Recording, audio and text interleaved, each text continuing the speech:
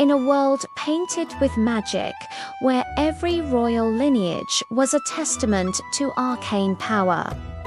I was the smudge in the masterpiece. Princess Varian, the first in the history of the Lumina Kingdom to be born without a single spark.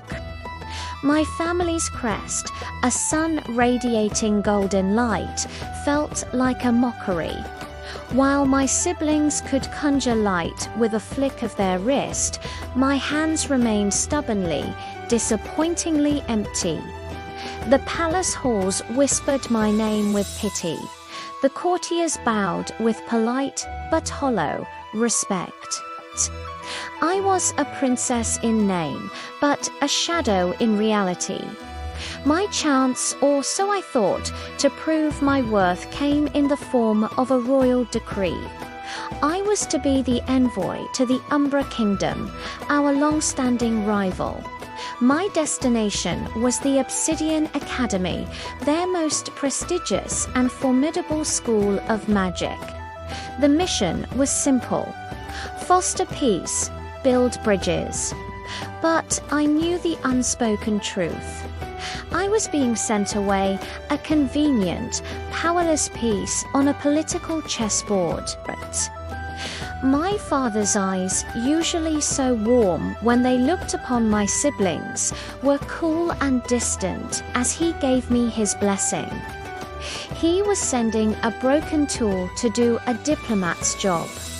The Obsidian Academy was everything the stories claimed. Towers of black stone pierced the clouds, and the air itself thrummed with raw, untamed magic.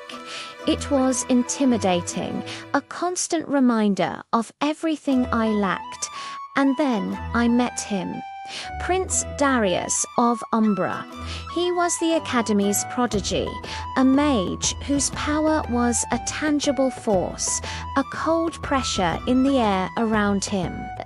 When we were introduced, his silver eyes swept over me, not with the courtesy due a princess, but with sharp analytical suspicion. He saw my lack of magic not as a deficiency, but as a deception.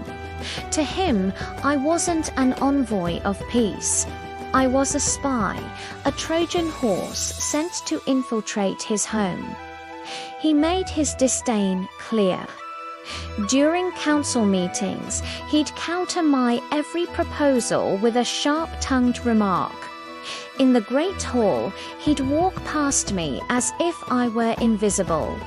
He was a wall of ice, and every attempt I made to build a bridge was met with a chilling frost. The other students followed his lead. My days were a lonely parade of averted gazes and hushed whispers that ceased the moment I drew near.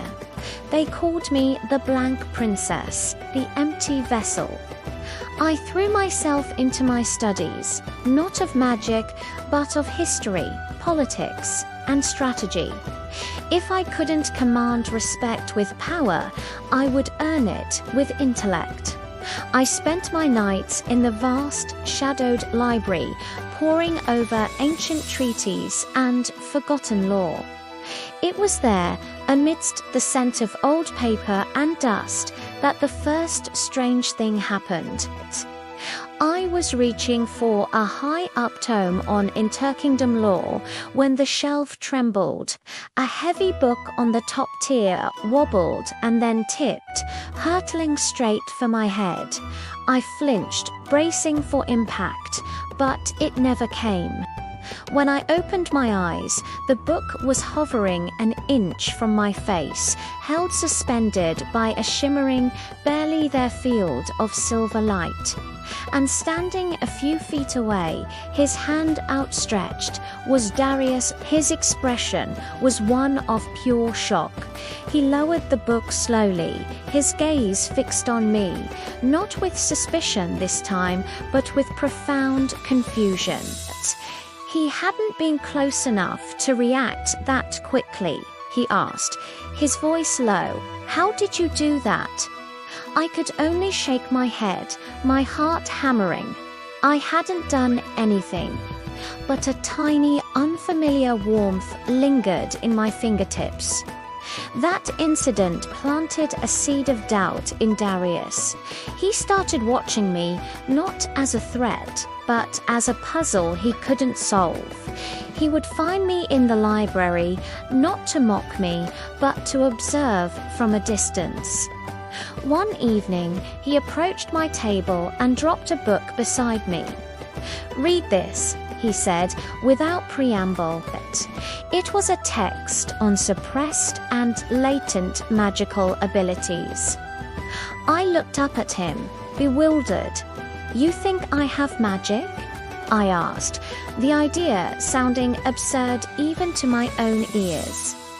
He just shrugged, his silver eyes unreadable. "I think nothing is as it seems with you, Princess Varenne." He became an unwilling tutor, a reluctant ally.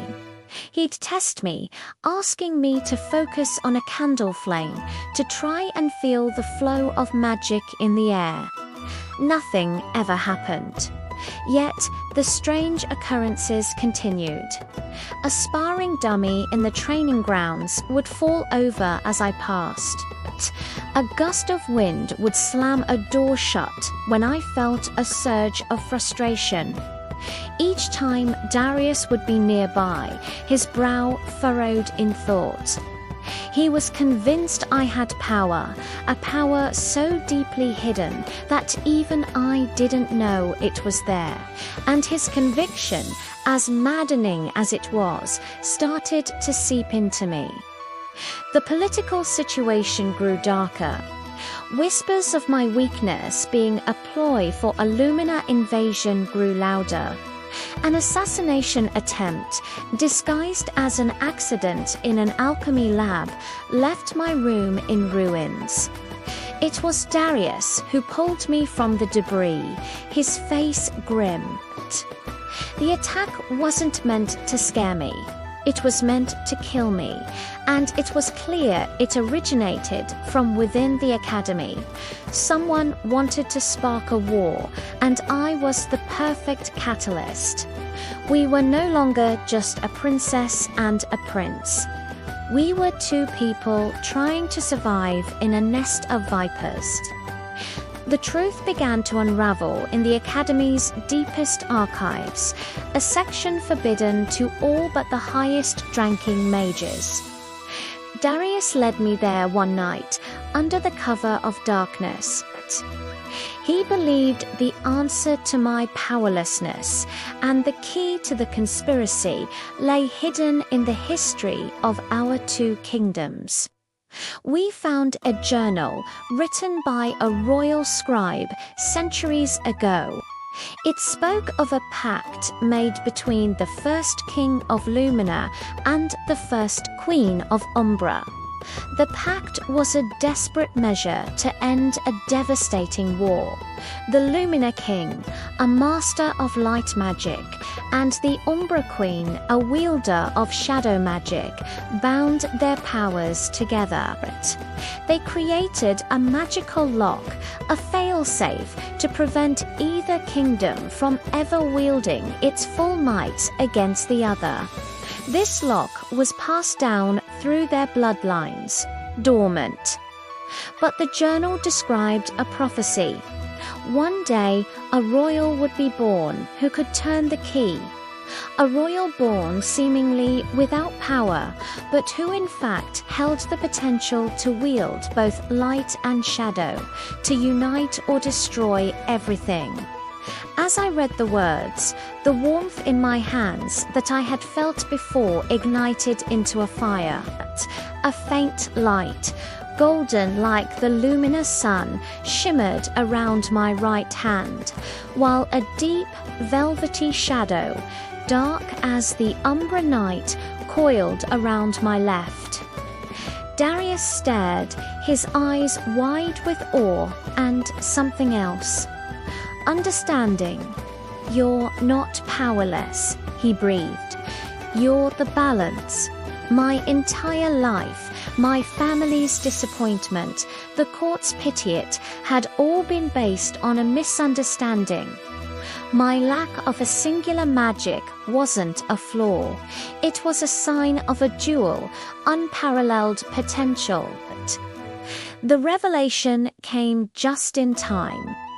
The conspirators, a radical faction who wanted to break the pact and reclaim Umbra's full, aggressive power, made their move. They cornered us in the archive, led by a professor who had always shown me the most contempt. He sneered, "The blank princess. We should have known you were the key." They attacked, unleashing a torrent of dark magic. Instinct took over. Darius threw up a shield of silver light, and I, without thinking, thrust my hands forward. From one hand, a torrent of pure, brilliant light erupted, clashing with their spells. From the other, shadows rose from the floor, ensnaring their feet, pulling them down. Light and shadow, Lumina and Umbra, danced at my command. It was chaotic and raw, but it was mine.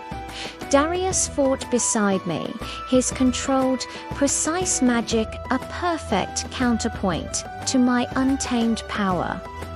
We were a storm of silver and gold, light and dark, a perfect, unexpected alliance. We subdued the traitors, the proof of their conspiracy laid bare. My journey to the Obsidian Academy, meant to be a quiet exile, had unearthed a secret that would reshape the future of our kingdoms. I was no longer the blank princess, the powerless anomaly. I was the keeper of the pact, the balance between light and shadow. My name was still Varying, but now it was spoken not with pity, but with awe. The path ahead was uncertain, filled with political fallout and the challenge of mastering a power I barely understood. But for the first time, I wasn't afraid. I had found my own worth, not in a crown or a title, but in the magic that had been inside me all along. And I wouldn't be walking this path alone. My journey to unveil the crown of secrets had truly just begun. Thank you for watching.